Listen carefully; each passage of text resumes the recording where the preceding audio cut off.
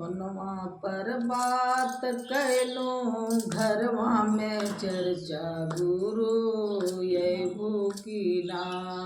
फोनवा पर बात कैलो घरवा में चर्चा गुरु ये बुकीना।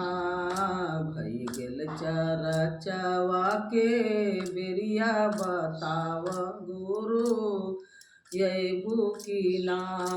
भई गेल चरचा के बेरिया बताव गुरु ये बुकीना। स्वामी पर दया करिया हमरा पर माया गुरु ये बुकीना। लकवन पर दया बरसैया बताव गुरु ये बुकीना। फोनवा पर बात कैलो घरवा में चर्चा गुरु ये बुकीना।